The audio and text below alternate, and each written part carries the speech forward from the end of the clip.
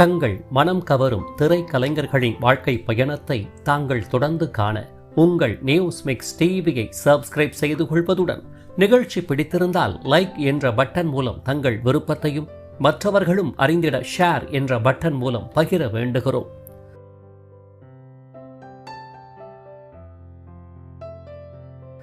News mix TV தங்கள் அனைவரையும் அன்புடன் வரவேற்கிறது.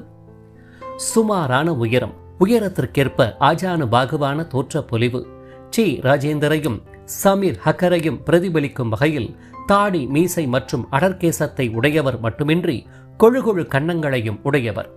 கூர்மை மிக்க சிறிய கண்களையும் சீரியஸ் மற்றும் வில்லத்தன நடிப்பாற்றலை வெளிப்படுத்தும் முக பாவனைகள், பிரத்யேக குரல் வளத்தையும் தன்னகத்தை கொண்டவர்தான் தற்போது மறைந்து போன கலை உலக காணல் நீர் நாயகர் தக்காளி சீனிவாசன் ஆவார். நடிகர், பாடகர், இயக்குனர், தயாரிப்பாளர், இசையமைப்பாளர் மற்றும் கதையாசிரியர் என பன்முக திறன்களை தன்னுள் கொண்டவர். மாபெரும் தொழில் அதிபரின் பாசமிகு மகன். பிரபல திரை நாயகர் விஜய் ஆதிராஜின் உறவினர். 1990களிலேயே ஹாலிவுட்டுக்கு நிகராக அறிவியலும் அமானுஷ்யமும் நிறைந்த கதையம்சம் கொண்ட திரைப்படங்கள் மட்டுமில்லாது பேய் திரைப்படங்களால் தமிழ் திரை உலகை மிரட்டியவர்.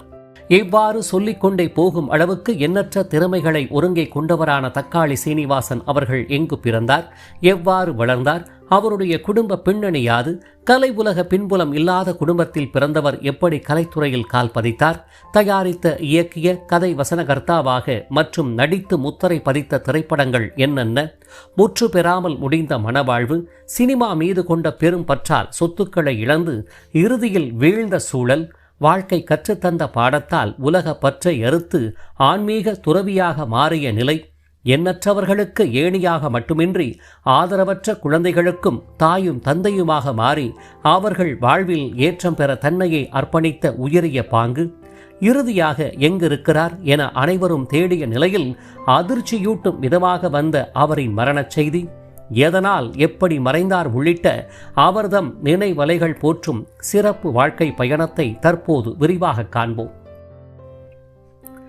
1962 ஏப்ரல் மாதம் 15ஆம் தேதியன்று பாலக்காட்டை பூர்வீகமாக கொண்ட தமிழ் பேசும் வைதீக குடும்பத்தைச் சேர்ந்த KSC ஐயர் மற்றும் கல்யாணி தம்பதியருக்கு சென்னையில் பிறந்த கடைக்குட்டி செல்ல மகன்தான் நமது வாழ்க்கை பயண நினைவலைகள் நாயகர் சீனிவாசன் ஐயர் எனும் இயற்பெயருடைய தக்காளி சீனிவாசன் ஆவார்.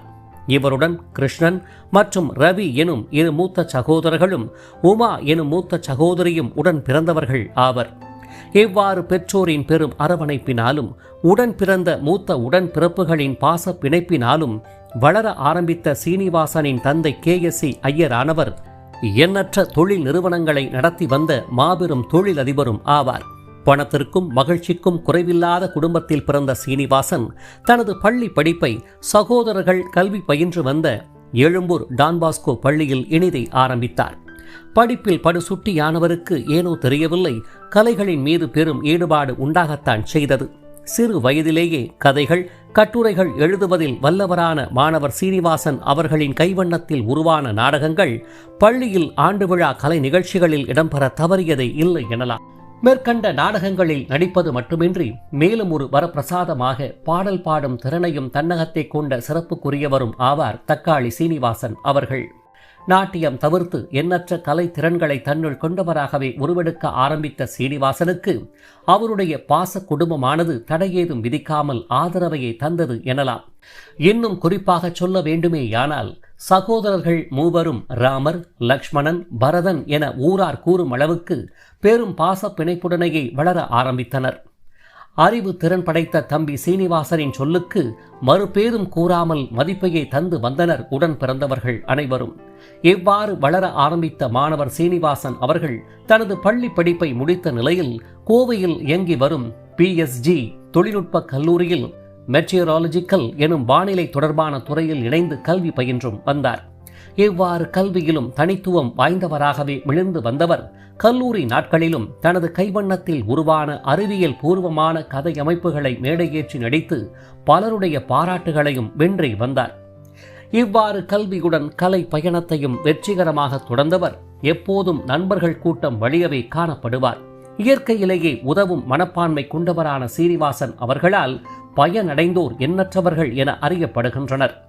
தன்னுடன் கல்வி பயின்ற மற்றும் தான் அறிந்த ஏழை மாணவர்களுக்கு கல்வி கட்டணத்தையும் செலுத்தி அவர்களின் வாழ்வில் ஒளியேற்றியும் வந்துள்ளார். இப்பேற்பட்ட சிறப்புக்குரிய சீனிவாசனின் உருவம் மற்றும் சிவந்த நிறம் ஆகியவற்றை கொண்டு சக மாணவர்கள் அவரை தக்காளி என செல்லமாக அழைக்க இப்பெயரை நாளாவட்டத்தில் அடைமொழியாக அமைந்து சீனிவாசன் ஆனவர் தக்காளி சீனிவாசனாக உருப்பெற்றார் எனலாம். வானிலை தொடர்பான கல்லூரி படிப்பை முடித்தவர் ஏனோ தெரியவில்லை, சினிமா துறை மீது கொண்ட பெரும் ஈர்ப்பு காரணமாக அதற்குரிய பணியை தேர்ந்தெடுக்காமல் தான் மிகவும் நேசித்த திரைத்துறையினையை தேர்ந்தெடுத்தார்.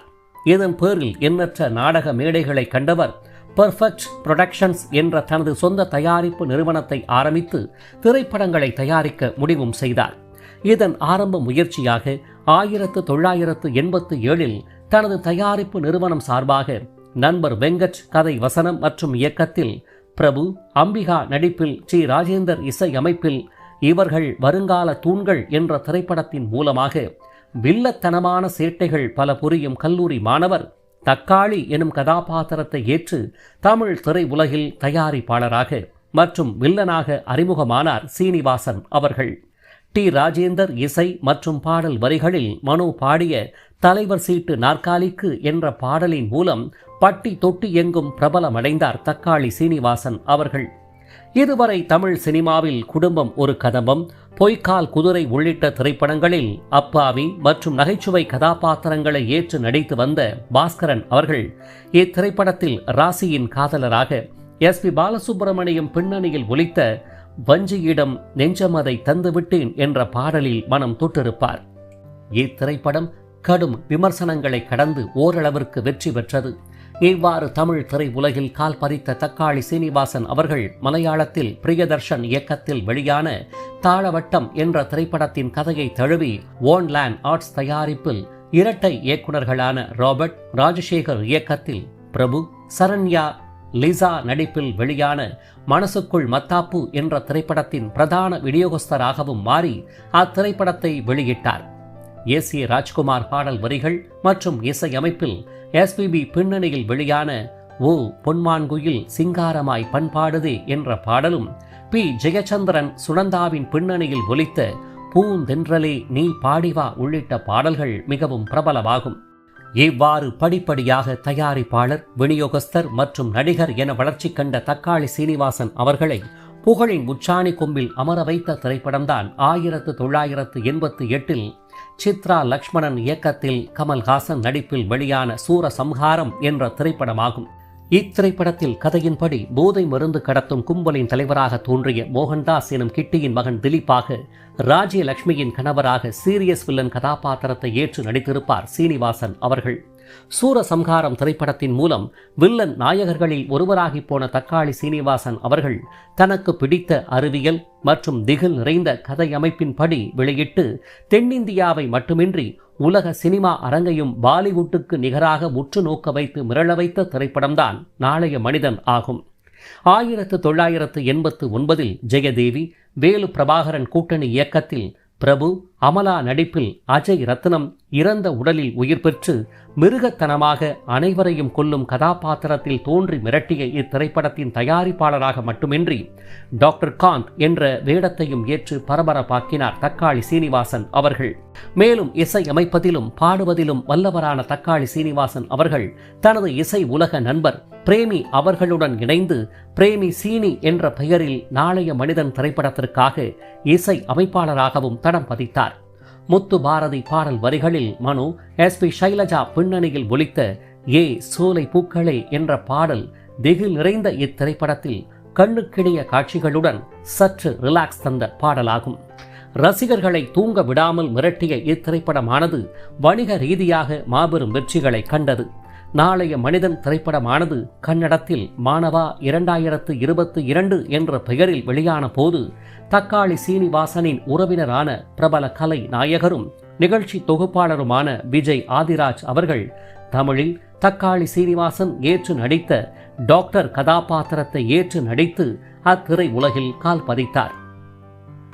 நாளைய மனிதன் திரைப்படத்திற்கு கிடைத்த மகத்தான வரவேற்பை எடுத்து அடுத்த ஆண்டே, அதாவது 1990ஆம் ஆண்டு மேற்கண்ட தயாரிப்பு மற்றும் இயக்க கூட்டணி சார்பிலும் இசை அமைப்பிலும் கௌதமி, நிழல்கள் ரவி நடிப்பில் அதிசய மனிதன் என்ற பெயரில் திரைப்படம் வெளியாகி திரை உலகை மட்டுமின்றி ரசிகர்களையும் மீண்டும் மிரள வைத்து மாபெரும் வெற்றிகளை கண்டது. இதுபோன்ற மாறுபட்ட திகிலூட்டும் திரைப்படங்களுக்கு கிடைத்த வரவேற்பை கண்ட தக்காளி சீனிவாசன் அவர்கள் இதற்கும் ஒருபடி மேலாக அமானுஷ்யம் கதையம்சம் கொண்ட பேய் திரைப்படங்களையும் இயக்கவும் முன் வந்தார். இதன் அடிப்படையில் 1991 தி ஓமன் எனும் பிரிட்டிஷ் அமெரிக்கன் திரைப்படத்தின் கதையை தழுவி வெளியான ஜென்ம நட்சத்திரம் என்ற திரைப்படத்திற்கு கதை வசனம் எழுதியதுடன் இயக்கியும் நடித்தார் தக்காளி சீனிவாசன் அவர்கள். சுந்தரகாண்டம் திரைப்புகழ் சிந்துஜா அறிமுகமான இத்திரைப்படத்தில் ஜேவியர் எனும் சாத்தான் குழந்தை கதாபாத்திரத்தை பேபி விசித்ரா அவர்கள் ஏற்றும் மிரட்டியிருப்பார். இத்திரைப்படத்திலும் இசையமைப்பாளராக தொடர்ந்த தக்காளி சீனிவாசன் ஆனவர் காட்சியின் இறுதிப்படி சாத்தானை கொல்ல உதவும் பாதிரியார் கதாபாத்திரத்தை ஏற்று மிரட்சியடையவும் வைத்திருப்பார். இத்திரைப்படமானது உளவியல் ரீதியாக ரசிகர்களை சற்று பயமுறுத்தியது என்றும் கூறலாம். இவ்வாறு ஹாரர், அமானுஷ்யம் என கலந்து தமிழ் திரை உலகில் தனக்கென்று ஒரு மிரட்டும் இடத்தை பிடித்தவராக மாறிப்போன சீனிவாசன் அவர்கள் மீண்டும் தன்னுடைய பன்முக திறத்தால் விட்னஸ் என்ற திரைப்படத்தில் வழக்கறிஞராக, வேலு பிரபாகரன் இயக்கத்தில் வெளியான புதிய ஆட்சியில் இசை அமைப்பாளராக, அசோகவனம் திரைப்படத்தின் இயக்குநராக என மாறி மாறி தடம் கண்டு வந்தவர் 2012 நாசர் நடிப்பில் வெளியான அடுத்தது என்ற திரைப்படத்தை இயக்கியதே தக்காளி சீனிவாசனின் இறுதி கலைப்பயண திரைப்படம் என அறியப்படுகிறது. வெள்ளித்திரை மட்டுமின்றி குங்குமத்தீவு உள்ளிட்ட ஜனரஞ்சக தொலைக்காட்சி தொடர்களையும் இயக்கி சின்ன திரை ரசிகர்களையும் கவர்ந்தார் தக்காளி சீனிவாசன் எனில் அதை மறுப்பதற்கு இல்லை.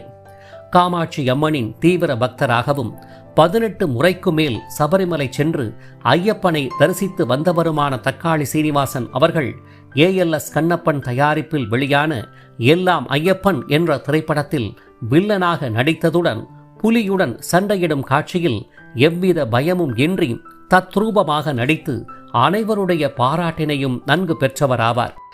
இவ்வாறு கலை உலகின் பன்முக திறன்களை தன்னுள் கொண்டவரான தக்காளி சீனிவாசன் அவர்களின் மனவாழ்க்கை ஏனோ சரியாக அமையாமல் போனது வருத்தமே. திருமணமான சில காலங்களிலேயே தம்பதிகளிடையே ஏற்பட்ட கருத்து வேறுபாடுகள் கால ஓட்டத்தால் பரஸ்பரம் நிரந்தர பிரிவைத்தான் தந்தன. இதன் பேரில் தக்காளி சீனிவாசனுக்கு குழந்தைகளும் இல்லை என அறியப்படுகிறார். தந்தை மற்றும் சகோதரர்களின் வியாபாரத்தில் கவனம் செலுத்தி இருந்தால் மாபெரும் தொழில் அதிபராக நிலைபெற்று போயிருக்கக்கூடியவர் காணல் நீர் போன்ற திரை உலகை நம்பி தனது சொத்துக்களை இழந்து ஏமாற்றத்தை சந்திக்கத்தான் வேண்டியிருந்தது. மீண்டு வந்து விடுவேன் என தொடர் முயற்சிகள் காலத்தின் மாற்றத்தால் பயனளிக்காமல் அங்கீகாரமின்மை, கசப்பான அனுபவங்களையும் அதீத மன உளைச்சல்களையும் உண்டாக்கத்தான் செய்தன. தன்னை முழுமையாக நம்பிய சகோதரர்களுக்கும் அவர்கள் மேற்கொண்டு வந்த குடும்ப வியாபாரத்தில் முழு கவனத்தை செலுத்தி பயன் தராமல் சினிமா உலகிலேயே மூழ்கிப்போய் வாழ்வை தொலைத்துவிட்டு நின்ற மன உறுத்தல்களும் சேர்ந்து கொள்ள ஒரு கட்டத்தில் மனம் விதும்பி வெறுத்து போனவராக உண்மையற்ற இவ்வுலக வாழ்வின் பற்றை எறுத்து காசி, ராமேஸ்வரம், ஹரித்வார் பயணம் என ஒரு ஆன்மீக துறவியாகவே மாறிப்போனார் தக்காளி சீனிவாசன் அவர்கள். ஒரு கட்டத்தில் தன்னிடம் எஞ்சியிருந்த செல்வங்களை கொண்டு திருவண்ணாமலையில் ஒரு சிறிய ஆசிரமத்தை ஏற்படுத்தி ஆதரவற்ற குழந்தைகளை தத்து எடுத்து அவர்களுக்கு ஆன்மீக அறிவை ஊட்டியதுடன் வாழ்வின் உண்மையை புரிய வைத்து அக்குழந்தைகளுக்கு தந்தையும் தாயுமாக இருந்து பள்ளி கல்வியினையும் வழங்கி வந்தார். இவ்வாறாக இறுதி காலங்களில் சமூக சேவையில் தன்னை முழுமையாக அர்ப்பணித்துக் கொண்டவர் பிள்ளைகள் அனைவரும் வளர்ந்து அவரவர் கல்வி திறத்திற்கு ஏற்ப பணிகளை தேடிக்கொண்ட வேளையில் தனக்கு ஏற்பட்ட சர்க்கரை மற்றும் இரத்த அழுத்த குறைபாடுகள் காரணமாக தனக்கு மிகவும் பிடித்த பெங்களூருவுக்கு 2023ஆம் ஆண்டு இடம்பெயர்ந்தார் தக்காளி சீனிவாசன் அவர்கள். பின்னர் நோய்க்கான சிகிச்சைகளை முறைப்படி ஏற்று அமைதியான வாழ்வில் பயணித்து வந்த வேளையில்தான் 2026ஆம் ஆண்டு மார்ச் மாதம் 10ஆம் தேதியன்று ஏற்பட்ட திடீர் உடல்நலக் குறைவு காரணமாக 64 எனும் வயதில் இப்புவி உலக வாழ்விலிருந்து முற்றிலும் விடைபெற்றார் தக்காளி சீனிவாசன் அவர்கள். இவருடைய இறுதிச் சடங்குகளை அவர் தத்தெடுத்து வளர்த்த அனைத்து பிள்ளைகளும் முன்னின்று மேற்கொண்டதுடன் ஒரு தந்தைக்கு பிள்ளைகள் ஆற்ற வேண்டிய கடமைகளையும் முறைப்படி செய்து முடித்தனர். இவ்வாறு பெரும் பணக்கார குடும்பத்தில் பிறந்து சினிமா எனும் கானல் நீர் போன்ற கலை உலகில் கால் பதித்து குறைவான காலங்களில் ஏற்றத்தையும் கால ஓட்டத்தால் கடும் வீழ்ச்சியையும் கண்டு காலம் கற்றுத்தந்த பாடத்தால் உலக பற்றை எறுத்து உயர்வான துறவு நிலையை மேற்கொண்டு அந்நிலையிலும் மற்றவர்களுக்கு பயனுள்ள வகையில் வாழ்ந்து மறைந்து போனாலும் ரசிகர்களின் மனதில் நிலைபெற்று போன தக்காளி சீனிவாசனின் நினைவலைகள் ஆனது என்றும் மறையாது பொருள்பட வாழ்ந்து வரும் எனில் அது மிகையாகாது. இவரை போன்ற திரை உலகின் கானல் நீர் நாயகர்களான மறைந்த முன்னாள் முதல்வர் மு. கருணாநிதியின் மூத்த மகனும் இசை சித்தர் CS ஜெயராமன் அவர்களின் மருமகனும் நடிகர், பாடகர், எழுத்தாளர் எனும் பன்முக திறன்களை தன்னுள் கொண்டவரும் மக்கள் திலகம் MGRின் ரசிகரும் அவரை போல் நடிப்பிலும் தோற்றத்திலும் பிரதிபலித்து வீழ்ந்து போனவருமான மறைந்த மு.க. முத்து அவர்களின் வாழ்க்கை பயணத்தை மேலே தோன்றும் இணைப்பின் மூலமாகவும் திரை உலக பெரியவர் MG சக்கரபாணியின் கலை வாரிசும் சின்னவர் MGRின் பாசமிகு அண்ணன் புதல்வரும் ஃபடாஃபட் ஜெயலட்சுமியால் காதலிக்கப்பட்டவரும் திரை உலகில் ஜொலிக்க முடியாமலும் அரசியல் வாழ்வில் பிரகாசிக்க முடியாமலும் வீழ்ந்து போனவருமான மறைந்த MGC சுகுமார் அவர்களின் வாழ்க்கை பயணத்தை மேலே தோன்றும் இணைப்பின் மூலமாகவும் ஆட்சி மனோரமாவின் ஒரே பாச மகனும் தந்தையின் அரவணைப்பின்றி வளர்ந்தவரும் குடும்பம் ஒரு கதம்பம், மணல் கயிறு உள்ளிட்ட திரைப்படங்களால் புகழ் அடைந்தவரும் வில்லன், குணச்சித்திரம், நகைச்சுவை என பன்முக நடிப்பால் முத்திரை பதித்தவரும் நம்பியவர்களாலேயே வீழ்த்தப்பட்டு மறைந்து போனவருமான பூபதி அவர்களின் வாழ்க்கை பயணத்தை மேலே தோன்றும் இணைப்பின் மூலமாக மட்டுமல்லாது தாங்கள் பார்த்து கொண்டிருக்கும் வீடியோவின் கீழே காணப்படும் டிஸ்கிரிப்ஷன் பகுதியில் பிரத்யேகமாக வழங்கப்பட்டுள்ள இணைப்புகள் வாயிலாக மேற்கண்ட மறக்க முடியாத கலை வாரிசு நாயகர்களின் அரிய தகவல்கள் மற்றும் குடும்ப புகைப்படங்கள் நிறைந்த சிறப்பு வாழ்க்கை பயணத்தை தாங்கள் அனைவரும் முழுமையாக அறிந்து கொள்ளலாம். இவர்களைப் போன்ற மறக்க முடியாத கலை வாரிசு நாயகர்களின் வாழ்க்கை பயணத்தை தாங்கள் தொடர்ந்து காண உங்கள் நியூஸ் மிக்ஸ் டிவியை சப்ஸ்கிரைப் செய்து கொள்வதுடன் பின்னர் வரும் பெல் பட்டனில் உள்ள ஆல் என்ற எழுத்தை தெரிவு செய்து கொண்டு தங்களின் விருப்பத்தை லைக் என்ற குறியீடு மூலமாகவும் கருத்துக்களை கமெண்ட் பாக்ஸ் வாயிலாகவும் பகிர வேண்டுகிறோம். காத்திருங்கள் மற்றும் ஒரு வாழ்க்கை பயணத்திற்கு. அதுவரை இணைந்திருங்கள் உங்கள் நியூஸ் மிக்ஸ் டிவியுடன். நன்றி.